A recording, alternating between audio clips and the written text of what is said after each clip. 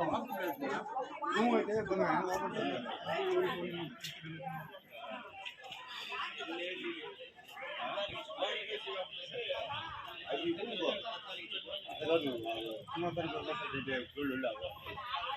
ఉదయం 9 గంటలకు ఆత్మకూరు మండలంలోని మహమలూరు గ్రామంలో కవిత అనే ఆవిడ వాళ్ళ హౌస్ ఉంటుంది. ఆవిడ వాళ్ళ హస్బెండ్ చనిపోయింటే ఈరోజు పని మీద నెల్లూరు వెళ్ళున్నారు.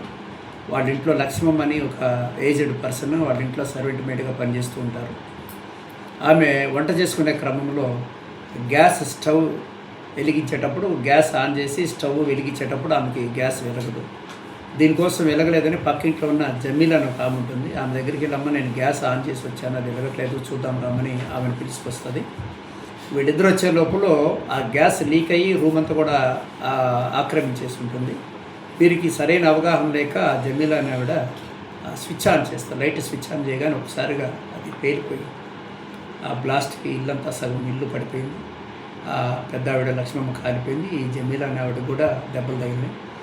ఈ చుట్టుపక్కల వారు ఆ సౌండ్ విని ఆడికి వెళ్ళేదరికి వీళ్ళిద్దరికి దెబ్బలు తగిలిన చూసి ఇమీడియట్గా 108 అంబులెన్స్లోనూ కారులోనూ వారిని మెరుగైన వైద్య చికిత్సకు నెల్లూరు పంపించున్నారు. వైద్యం నడుస్తూ ఉన్నది. ప్రస్తుతానికైతే ప్రాణ ప్రమాదము ఉందని వాడైతే డిసైడ్ చేయలేదు, కానీ అబ్జర్వేషన్ ఉండమన్నారు 48 గంటలు. వారికి ఈ వైద్య చికిత్స నడుస్తుంది. దీని మీదట ఈ విషయం తెలుసుకున్న ఆత్మకూరు ఎస్ఐ గారు, నేను అట్లనే ఫైర్ డిపార్ట్మెంట్ కూడా తీసుకెళ్ళి మొత్తం పరిశీలిస్తే సిలిండర్లు అయితే పేలలేదు. సిలిండర్లు యాజిటీస్గా ఆడే ఉండిపోయినాయి. ఆ లీక్ అయిన గ్యాస్ ఆ మంట ఒకసారిగా ఎక్స్ప్లోడ్ కావడం వల్ల ఈ ప్రమాదం జరిగింది. ఈ ఎక్స్ప్లోడ్ వలన జరిగింది. కావున దీని మీద కేసు నమోదు చేసి దర్యాప్తు చేస్తున్నాం.